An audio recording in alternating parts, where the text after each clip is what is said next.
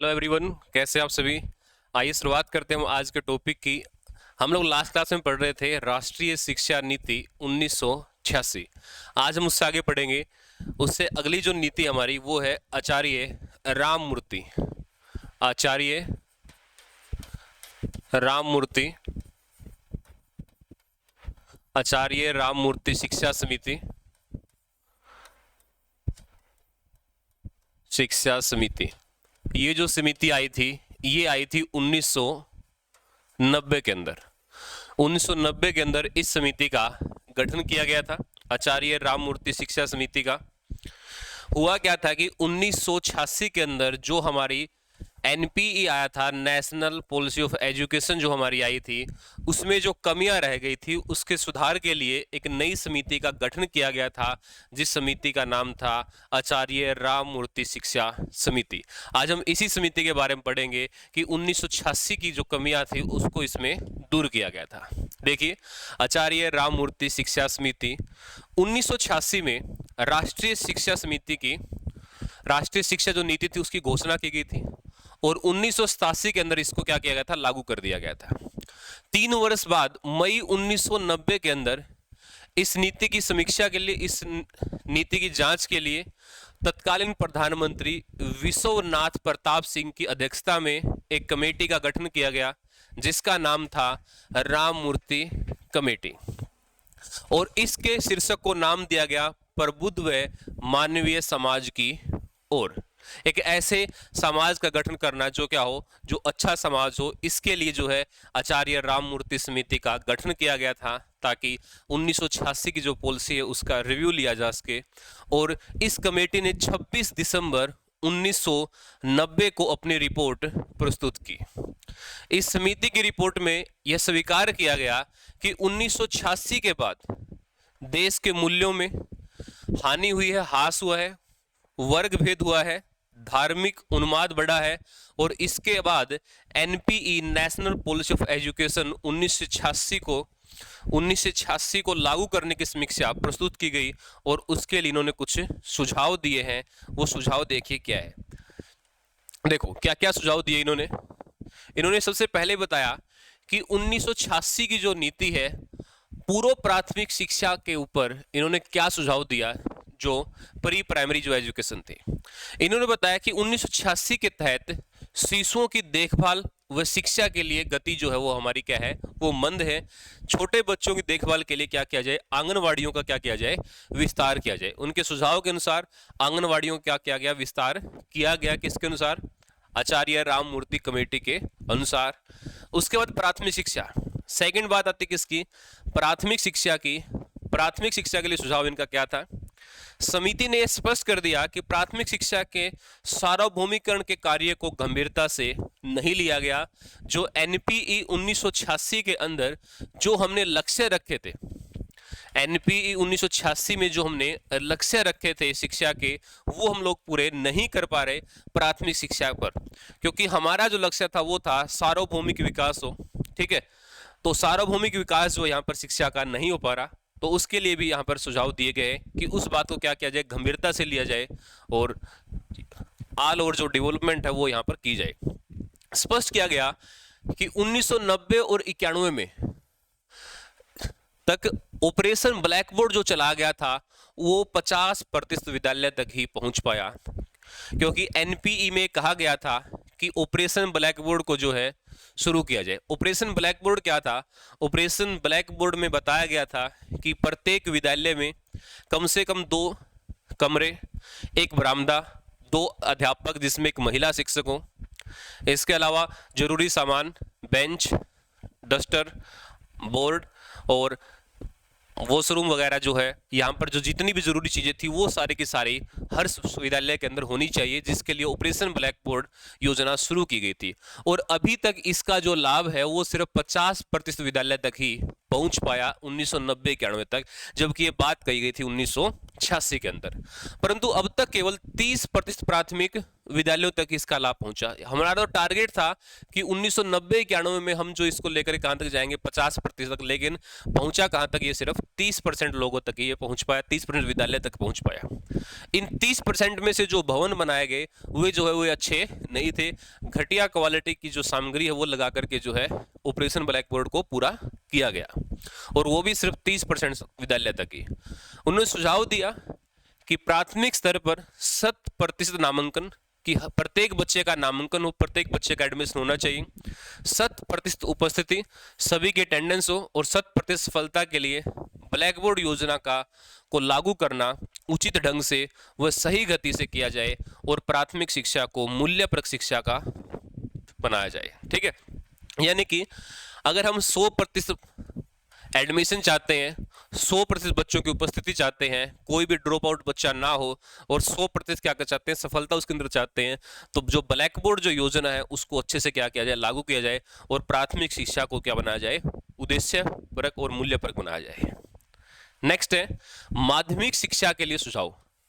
माध्यमिक शिक्षा के लिए क्या सुझाव दिए गए आचार्य राममूर्ति कमेटी के द्वारा? माध्यमिक शिक्षा के सुझाव, इनके अनुसार पूरे देश के अंदर 10+2+3 की जो शिक्षा प्रणाली जो कि 1986 के अंदर हम लोग लेके आए थे, उसको पूरे देश के अंदर लागू करना जो होनी चाहिए थी, और लेकिन वो 1990 तक जो है लागू नहीं हो पाई।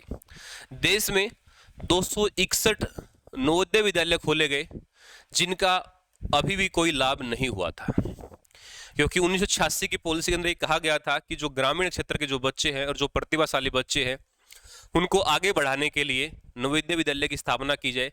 नवोदय विद्यालय की स्थापना तो की गई, कितने 261 नवोदय विद्यालय 1990 तक खोले जा चुके थे, और जिसका अभी तक कोई खास लाभ हुआ नहीं था। 10+2 पर 1995 तक 25% छात्र छात्राओं को व्यवसायिक धारा में लाने का लक्ष्य था। 1995 तक +2 कक्षा के जो बच्चे थे उनमें 25% बच्चे ऐसे हो जो वोकेशनल कोर्सेज कर सके। ठीक है, लेकिन अभी तक वो आंकड़ा भी 1990 तक सिर्फ 2.5% छात्रों तक ही पहुंच पाया।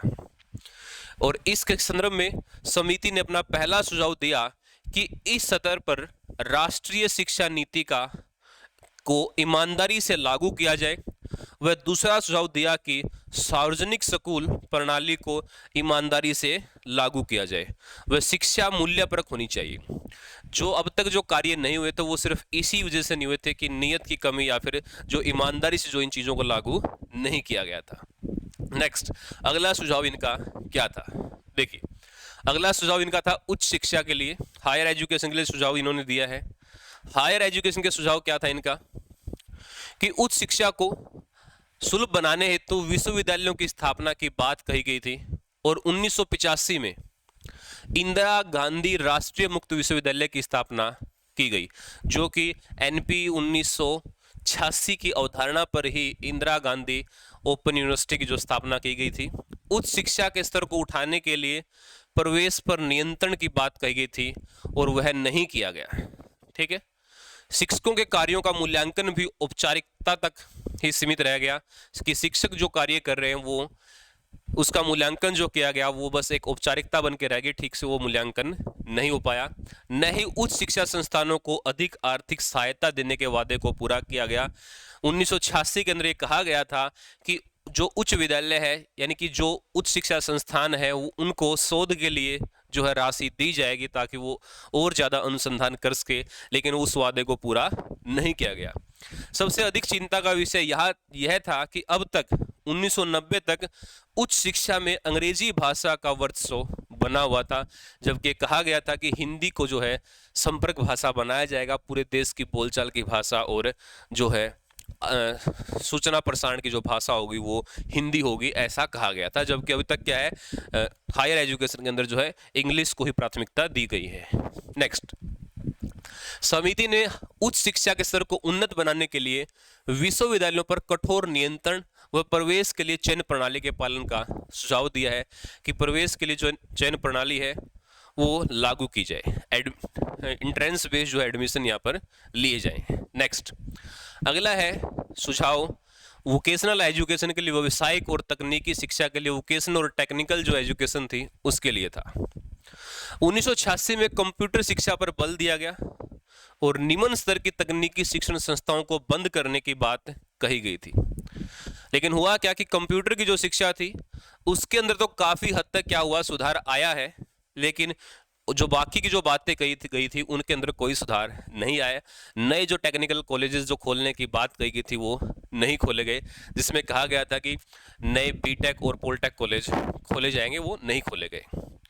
इसमें समिति ने रोजगार परक बनाने व ऐसी उच्च शिक्षा तकनीकी संस्थानों को उन्नत बनाने की बात कही। उन्होंने सुझाव दिया कि अखिल भारतीय तकनीकी शिक्षा परिषद, जिसको AICTE कहते हैं, को संवैधानिक दर्जा दिया जाए और उसके क्षेत्रीय कार्यालय स्थापित किए जाए। AICTE के देश भर के अंदर क्षेत्रीय कार्यालय स्थापित किए जाए ताकि तकनीकी शिक्षा को बढ़ावा दिया जा सके और तकनीकी शिक्षा जो हो वो क्या हो, वो रोजगार परक हो। नेक्स्ट, प्रौढ़ शिक्षा।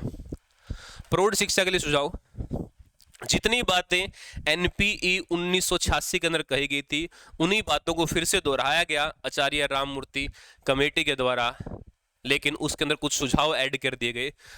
देखो, समिति ने प्रौढ़ शिक्षा से संबंधित सुझाव दिया कि इस शिक्षा का उत्तरदायित्व मानव संसाधन मंत्रालय के शिक्षा विभाग, ग्रामीण विकास मंत्रालय व श्रम मंत्रालय तीनों के ऊपर होना चाहिए। ठीक है, इसको सिर्फ HRD के ऊपर ना छोड़ा जाए, तीनों विभाग बांटे इसको, शिक्षा विभाग, ग्रामीण विकास मंत्रालय और श्रम मंत्रालय, तीनों के अंदर जो इसका इक्वल भार होना चाहिए। नेक्स्ट, विशेष सुझाव। इसके अलावा और भी सुझाव जो है वो दिए गए, जिसमें सबसे पहला सुझाव क्या है, पूर्व प्राथमिक स्तर की जो शिक्षा है वो पूर्व प्राथमिक स्तर की शिक्षा के लिए परिवार कल्याण, पोषण, स्वास्थ्य संबंधी योजनाओं में गति लाने व कार्यरत व्यक्तियों के कार्य क्षेत्रों को विस्तृत करने का सुझाव दिया गया। ठीक है, यानी कि कहा गया था 1986 के अंदर कि पूर्व प्राथमिक जो शिक्षा होगी उसके अंदर बच्चों के पोषण का ख्याल रखा जाएगा, परिवार कल्याण का ख्याल रखा जाएगा, तो उसको और अधिक अच्छे तरीके से क्या किया जाए, लागू किया जाए। दूसरी बात थी कि प्राथमिक शिक्षा के संबंध में अनिवार्य व निःशुल्क शिक्षा 14 वर्ष तक के बालकों के लिए सुझाव यह है कि 8वीं योजना के दौरान 1992 से 97 8वीं पंचवर्षीय योजना थी कि सभी बच्चों को 1 किलोमीटर में प्राथमिक स्कूल उपलब्ध कराएं तथा सभी बच्चों का नामांकन सुनिश्चित हो। अनौपचारिक शिक्षा की व्यवस्था, ऑपरेशन ब्लैकबोर्ड प्रोग्राम उच्च प्राथमिक स्कूलों पर भी लागू हो। प्राथमिक व उच्च प्राथमिक विद्यालय का अनुपात 2:1 लाने का सुझाव दिया गया, क्योंकि 1986 की पॉलिसी में ये कहा गया था कि बच्चे के घर से प्रत्येक 1 किलोमीटर की दूरी पर एक प्राथमिक स्कूल होगा और 3 किलोमीटर की दूरी पर जो है उच्च प्राथमिक स्कूल होगा, यानी कि माध्यमिक स्कूल होगा। लेकिन ऐसा नहीं हुआ, इसलिए इन्होंने कहा है कि 1992-97 का जो नई पंचवर्षीय योजना आनी है 8वीं, उसके अंदर जो इनको लागू किया जाए, जो बातें आपने कही थी, और ऑपरेशन ब्लैक बोर्ड को जो है उच्च प्राथमिक विद्यालय के अंदर भी लेके जाया जा सके, उच्च प्राथमिक विद्यालय के अंदर भी सभी सुविधाएं उपलब्ध करवाई जाए। नेक्स्ट, अगला पॉइंट नेक्स्ट है कि माध्यमिक परीक्षा के लिए माध्यमिक शिक्षा परिषदों का पुनर्गठन किया जाए, वह स्वायत्त शासी बनाने और व्यावसायिक पाठ्यक्रमों को लागू करने, कंप्यूटर शिक्षा की व्यवस्था, नवोदय विद्यालय योजना को चालू करने का सुझाव दिया जाए। ठीक है, नवोदय विद्यालय की योजना को चालू करने का सुझाव जो है यहाँ पर दिया गया है कि नवोदय विद्यालय ज्यादा से ज्यादा खोले जाएं। नेक्स्ट, फोर्थ पॉइंट है, उच्च शिक्षा के संबंध में समिति ने UGC के क्षेत्रीय कार्यालय अतिशीघ्र स्थापित करने, पाठ्यक्रम का विकास करने, उच्च शिक्षा के शिक्षकों के प्रशिक्षण के लिए एकेडमिक स्टाफ कॉलेज योजना का विस्तार व निम्न स्तर उच्च शिक्षण संस्थाओं को बंद करने का सुझाव दिया गया था कि UGC के क्षेत्रीय कार्यालय खोले जाएं शहरों के अंदर, और जो एकेडमिक जो स्टाफ कॉलेज की योजना है उसका विस्तार किया जाए। इसके अलावा पाठ्यक्रम को और अच्छा बनाया जाए जो पाठ्यक्रम चल रहा है। नेक्स्ट है प्रौढ़ शिक्षा। प्रौढ़ शिक्षा के लिए नव साक्षरों के लिए उत्तर साक्षरता कार्यक्रम व सतत शिक्षा की व्यवस्था की जाए। प्रौढ़ों को जो है लगातार पढ़ाया जाए और नव जो साक्षर है उनको जो लगातार पढ़ाया जाए। उत्तर साक्षरता कार्यक्रम जो है उनके लिए शुरू किया जाए। छठा पॉइंट कि व्यवसायिक और तकनीकी शिक्षा के लिए AICT की क्षेत्रीय समितियां गठित करने का सुझाव दिया गया। नेक्स्ट है उसके बाद शिक्षक शिक्षा पाठ्यक्रम में प्रवेश प्रणाली में सुधार व प्रशिक्षण व्यवस्था जिला स्तर पर प्रशिक्षण संस्थाओं डाइट में किया जाए कि टीचर की ट्रेनिंग के लिए क्या है, जिले के अंदर क्या है, डाइट की स्थापना हो। ठीक है, district institute of education teacher. ठीक है, उसके बाद केंद्रीय भाषा संस्थान को स्वायत्त शासी निगम का दर्जा दिया जाए ताकि भारतीय भाषाओं के विकास के लिए स्वतंत्रता पूर्वक कार्य कर सके। ठीक है, अब तक क्या है, अंग्रेजी को प्राथमिकता दी गई थी। नेक्स्ट है माध्यमिक स्तर पर पूरे देश में त्रिभाषा सूत्र को समान रूप से लागू करने का सुझाव व उच्च शिक्षा में भारतीय भाषाओं के प्रयोग को प्रोत्साहित किया जाना चाहिए। त्रिभाषा फॉर्मूला हमने पहले भी पढ़ा था NCF के अंदर भी, जिसके अंदर आपकी हिंदी, इंग्लिश और तीसरी जो है मातृभाषा को जो है इसमें शामिल किया जाए, यही था आपका त्रिभाषा फॉर्मूला। और लास्ट सुझाव क्या है, लास्ट सुझाव दे रखा है कि जिला शिक्षा परिषदों की स्थापना जल्द से जल्द की जाए, वित्त के संबंध में राज्य प्राथमिक शिक्षा को प्रथम वरीयता दे और उच्च व तकनीकी शिक्षा को धीरे धीरे स्ववित्त पोषित बनाया जाए। जो खर्च कर रही है सरकार वो सबसे पहले प्राथमिक विद्यालय पर किया जाए और जो हायर जो एजुकेशन है और तकनीकी जो शिक्षा है वो अपना खर्चा जो है खुद से चला सके। नेक्स्ट गणनाम समिति 1993, इसके जस्ट बाद एक छोटी सी समिति और आई जिसका नाम था गणनाम समिति। वर्ष 1993 में गणनाम समिति का गठन किया गया। समिति ने निम्न सिफारिशें प्रस्तुत की। एक तो अकादमिक उत्कृष्टता को सुनिश्चित करने के लिए लचीलापन में स्वायत्तता दी जाए और दूसरा डीम्ड विश्वविद्यालयों की बढ़ती संख्या को नियंत्रित किया जाए। जो जगह जगह जो प्राइवेट यूनिवर्सिटियां खुल रही है उनको क्या किया जाए, नियंत्रित किया जाए। बस ये दो ही सुझाव इसके अंदर थे और ये समिति आपके लिए कोई ज़्यादा अच्छी जरूरत है भी नहीं। ठीक है, तो भाई ये था हमारा, आपको पता है कि ये आपका बीएड फर्स्ट ईयर पेपर है आपका सेकंड पेपर और यूनिट भी कौन से आपकी यूनिट सेकंड कि लगभग हमारी 5 क्लासेस जो है वो हो चुकी है। ठीक है, एक ही पार्ट आपका बच गया, सभी समितियों के जो रिव्यू है वो हम पढ़ चुके हैं। एक पार्ट आपका बच गया, औपनिवेशिक भारत में जो शिक्षा की जो व्यवस्था थी वो कैसी थी, उसको हम लोग नेक्स्ट क्लास में पढ़ेंगे। तो आज के लिए इतना ही, बाकी फिर नेक्स्ट क्लास में मिलेंगे, तब तक के लिए बाय।